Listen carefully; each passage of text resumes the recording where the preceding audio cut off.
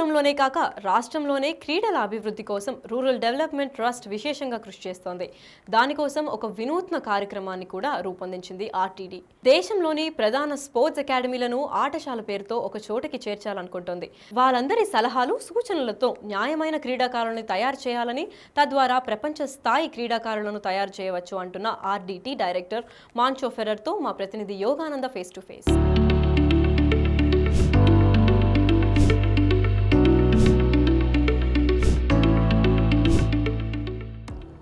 దేశంలోని వివిధ స్పోర్ట్స్ అకాడమీలని ఒకే తాటిపైకి తెచ్చి అనంతపురం ఆర్డీటీ స్టేడియం మరో ఖ్యాతిని గడించింది. ప్రస్తుతం ఈ విషయం గురించి మనతో మాట్లాడేందుకు ఆర్డీటీ డైరెక్టర్ మాంచో ఫెర్రర్ గారు ఉన్నారు. సార్, ఏం సార్ ఈ ముఖ్యంగా ఈ ఆటశాల ఉద్దేశం ఏం సార్?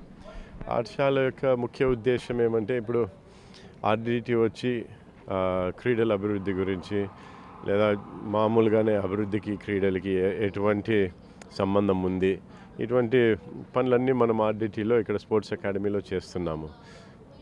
మన మాదిరే కూడా దేశంలో చాలా రాష్ట్రాల్లో కూడా క్రీడల అభివృద్ధి గురించి చాలా సంస్థలు ఉన్నాయి, పనిచేస్తుంటాయి.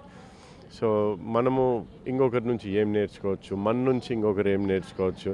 సో వాళ్ళందరినీ ఒక దాటిపైకి తీసుకొని వచ్చి కలుపుకొని ఏం అనుభవాలు ఉన్నాయి ఇంకొకరి ద్వారా నేర్చుకోవడానికి ఈ ఆటశాల కాన్ఫరెన్స్ ఏర్పాటు చేయడం జరిగింది.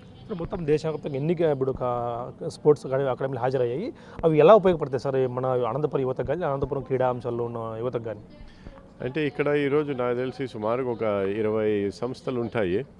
గోవా నుంచి ఉన్నాయి, మహారాష్ట్ర నుంచి, రాజస్థాన్ నుంచి, అస్సాం నుంచి, తమిళనాడు, కర్ణాటక, కేరళ చాలా ఉన్నాయి.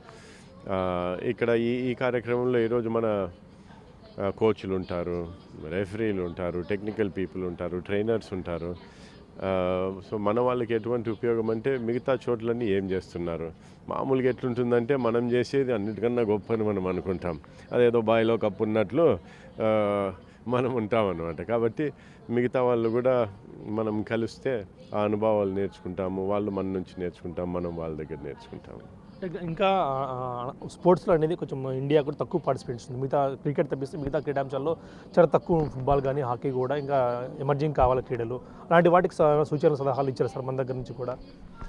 అంటే తప్పకుండా క్రికెట్ అది వేరే స్థాయిలో ఉంది. అది చిన్న పిల్లల నుంచి అవ్వ తాత మామ అంతా ప్రతి ఒక్కరు క్రికెట్ పిచ్చి అది ఒకటి ఉంది. మిగతా క్రీడల్లో అంత లేదు.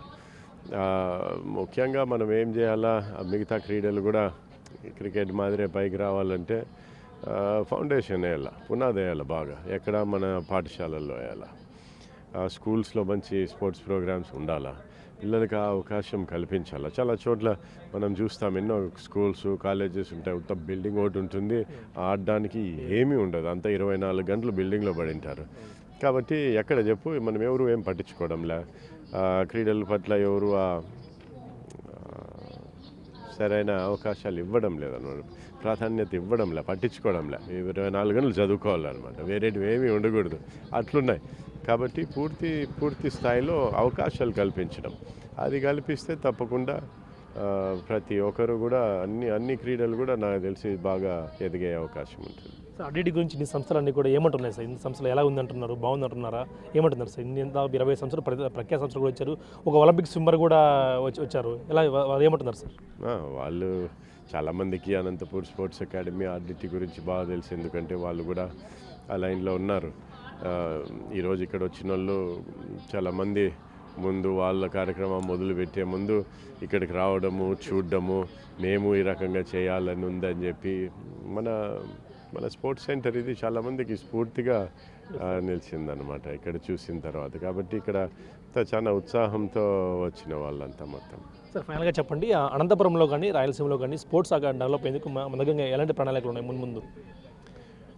అంటే మనము ప్రతి జిల్లాలో, కేవలం అనంతపూర్ జిల్లాలో అన్ని గ్రామాల్లో చేయాలన్నా ఆ నిధులు, అవకాశాలన్నీ ఉండాలి.